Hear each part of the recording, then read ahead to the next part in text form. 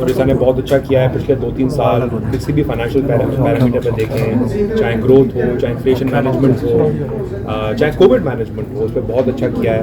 Orissa has a big role to play in India's 5 trillion and beyond aspiration.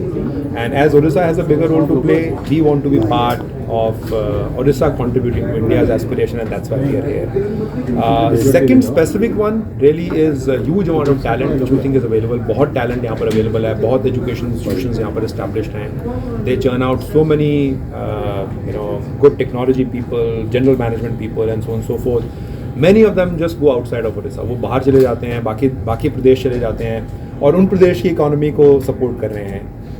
तो क्यों ना वो उड़ीसा की इकोनॉमी को सपोर्ट करें, और वो टैलेंट को हम हार्नेस कर सकते हैं. तभी हम हार्नेस कर सकते हैं जब हमारी ऑफिस यहाँ पर होगी. हम लोग दिल्ली में बैठ के या बॉम्बे में बैठ के नहीं कर पाएंगे. उसके लिए हमारे को यहाँ पर ऑफिस रखनी पड़ेगी. तो that is the other reason हमने यहाँ पर. और एक बात आप बोलें कि बेरोजगार को रोजगार देने के लिए आपने तो कितने लक्ष्य क्या रखे हैं अगले 5 साल में? देखिए, एज सच हमारा तो ये है कि कम से कम अगले जिस तरीके से हमको अपना ग्रोथ दिखता है 10,000 मे बी उससे भी ज़्यादा लोग हम लेंगे across the country right now. उसके अंदर से मैं आपको बोल सकता हूँ कि हम 10% 20% लेंगे भुवनेश्वर से या उड़ीसा से.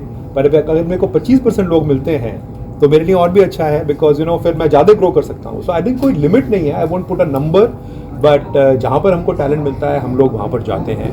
और आज की डेट में हमारा असेसमेंट ये है, दैट इज़ वाई आप ये मान के चलिए कि कोई भी ऑफिस लगाने में कुछ खर्चा होता है, कुछ कैपिटल स्पेंड होता है, और हमको ये कमिटमेंट, हमारा ये मन में धारणा पक्का है कि हमारा ये इन्वेस्टमेंट पे बैक करेगा. सर कौन सा दिशा में आप काम करेंगे यहाँ पे? देखिए, दिशा में एक तो सरकार के साथ तो हम ऑलरेडी काम कर रहे हैं बहुत चीज़ों के ऊपर. डिजिटल गवर्नमेंट के ऊपर, इन्वेस्टमेंट प्रमोशन के ऊपर वो क्वेश्चन पूछा गया था, ई गवर्नेंस के ऊपर, टूरिज्म के ऊपर, बहुत जगह तो हम ऑलरेडी काम कर रहे हैं.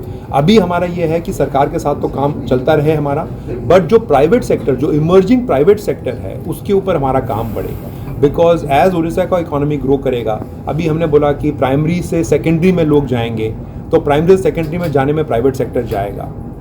उसमें हम भागीदार रहना चाहते हैं, चाहे वो मेटल्स में हो, चाहे वो माइनिंग में हो, चाहे वो रिसोर्सेज में हो, चाहे वो स्ट्रीमिंग में हो, चाहे वो टेक्नोलॉजी साइड में हो, चाहे वो फार्मास्यूटिकल साइड में हो. यही सब सेगमेंट्स को सरकार बढ़ावा देना चाहती है. हम उन सब एरियाज़ में काम करना चाहते हैं. और दूसरा एरिया जो कि एक ग्रोथ ऑफ सर्विसेज सेक्टर, जैसे मैंने बताया कि मैन्युफैक्चरिंग की ग्रोथ तो है ही है, बट सर्विसेज सेक्टर की ग्रोथ उड़ीसा की जब होगी, अगर वो इंडिया की सेम प्रतिशत तक पहुंच पाए, 55% तक पहुंच पाए, अभी मेरे ख्याल 40% पे है, उसको भी सपोर्ट करने के लिए हमारा एम्बिशन रहेगा over the next few years.